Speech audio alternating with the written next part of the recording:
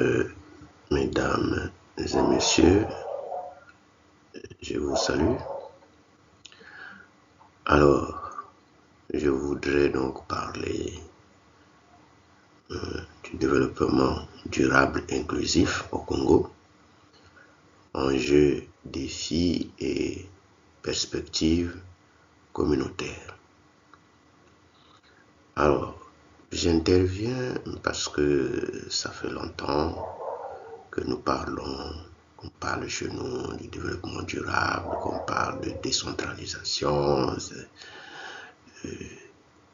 mais en ce qui concerne l'application de ces procédures, on a un peu de retard. Alors, donc, pour commencer, je voudrais dire que le développement durable inclusif repose sur 3 piliers.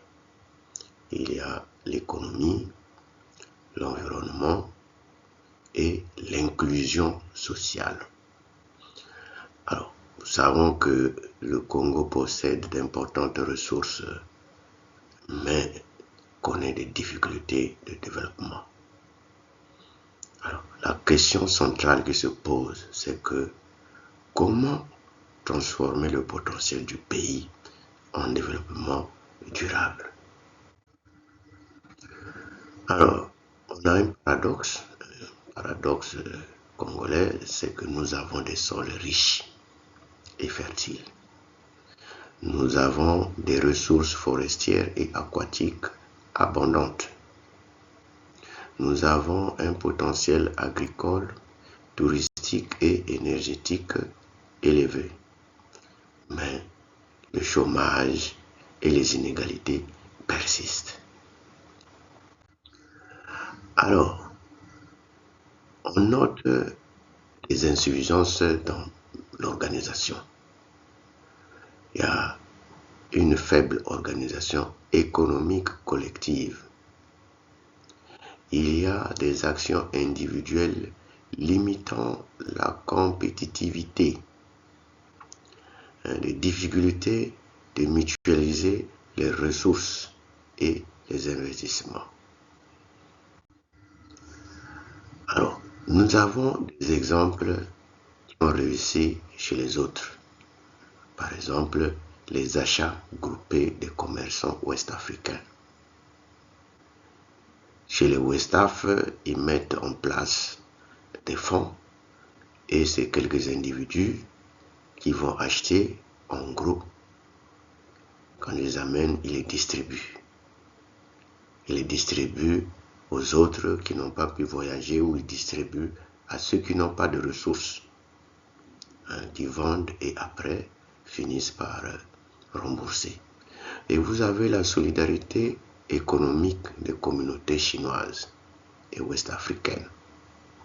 Pour les ouest-africains, je viens d'en parler. Pour les Chinois, ils ont ce qu'ils appellent la tontine, particulièrement dans les pays développés, où ils mettent un fonds qu'ils prêtent à leurs compatriotes nouvellement arrivés sans ressources. Il y a des accompagnements de nouveaux entrepreneurs, ce que je viens de dire. Alors, on a un problème qui se pose chez nous, c'est le problème de gouvernance et de confiance. Il faut un peu de la transparence. Il faut la crédibilité des dirigeants et des gestionnaires. Il faut la confiance comme condition de succès des initiatives collectives. Donc vous voyez que ce qui marche ailleurs et qui a du mal à marcher de nous, notamment les initiatives collectives, il y a un défaut de transparence. Donc, nous avons un défaut de crédibilité des dirigeants et des gestionnaires. Donc c'est ce qui va faire que les gens vont hésiter, bien vont refuser de s'engager, particulièrement financièrement, dans une initiative collective. Alors, on a un autre exemple, c'est de réussite. Ça consiste l'implication de la diaspora, hein, mobilisation nationale et diaspora. On a un des exemples des emprunts obligataires en Afrique de l'Ouest. Là-bas, les populations participent activement aux emprunts obligataires pour financer des infrastructures par les nationaux et la diaspora. Donc les fonds sont levés, les gens, puisqu'ils ont confiance. Ils ont confiance aux gouvernants, ils ont confiance aux managers. Donc, ils s'engagent à prêter de l'argent à leur gouvernement.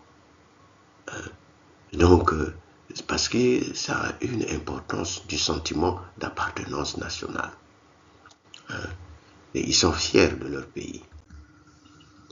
Nous avons un autre cas, c'est une association à Douakani, c'est un village qui se trouve dans les Koumou. Alors, là, on avait créé, c'est moi-même qui ai participé donc à cette activité. Donc, on avait créé une association et dans cette association, on a créé un fonds commun. Alors, ces fonds,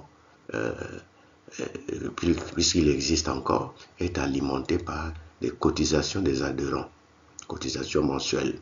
Là-bas, ils font à raison de 100 francs par mois. Et de la diaspora. Donc, ceux qui sont à Brazzaville, ceux qui sont à Pointe-Noire, un peu ailleurs, qui cotisent à raison de 1000 francs par mois et 12 000 francs l'année. Alors, ce fonds est aussi alimenté par des cultures de manioc, des vergers et des entraides communautaires. S'ils viennent chez vous, ils peuvent venir vous aider. L'association vient vous aider à une activité et vous la payez. Quand vous payez, donc, ils prennent cet argent qu'ils mettent dans leur fonds. Alors, donc, l'objectif de la création de ce fonds, de cette caisse, c'est le soutien aux cas sociaux. Et puis, l'acquisition des équipements communs, des équipements difficiles à acquérir individuellement, ils ne peuvent pas se les permettre, mais en créant un fonds commun, on peut les acquérir. Donc, on a le cas des tronçonneuses, par exemple. Alors, les perspectives pour les localités. Donc, des initiatives comme des exemples que je viens de citer, où vous avez des engagements des nationaux, vous avez des engagements de la diaspora, vous mettez en place un fonds, ça peut permettre par exemple d'acquérir des microturbines, des panneaux solaires et éoliennes qui vont donner l'accès à l'eau et à l'internet. Ça peut permettre aussi de transformer et de conserver les aliments en toute sécurité. Ça permet aussi l'amélioration des conditions de vie et de l'éducation. Donc, ça peut permettre, par exemple, d'acquérir des matériaux de construction, de construire des habitats un peu décents. Pas des taudis qu'on voit surtout dans la route nationale, sur la route nationale numéro 1, nous avons des taudis qui ressemblent aux cases d'oiseaux. Alors, ça permet donc le rôle de la solidarité traditionnelle, ça existait dans le passé. Dans le passé, il y avait des travaux communautaires de construction. On a vu les gens construire des écoles, on a vu les gens entretenir des pistes rurales. Puis il y a eu des cas, par exemple, dans les activités agricoles collectives, où il suffisait seulement de nourrir les participants, et puis les gens participaient aux travaux champêtres. L'entraide, c'est un capital social et moteur de développement. Alors, on conclusion, je dirais que mieux vaut s'organiser collectivement, renforcer la bonne gouvernance et la confiance, mobiliser les ressources locales et la diaspora, construire ensemble un développement durable, inclusif. Alors, donc, nous n'allons pas toujours continuer à attendre du gouvernement. Donc, ce comportement attentiste d'un gouvernement provident, un gouvernement providentiel qui doit tout donner. En tout cas, si c'est de la sorte, nous attendrons encore beaucoup d'années pour voir surtout nos petites localités se développer. Donc il y a des actions, on peut sauter ces étapes de développement en s'organisant.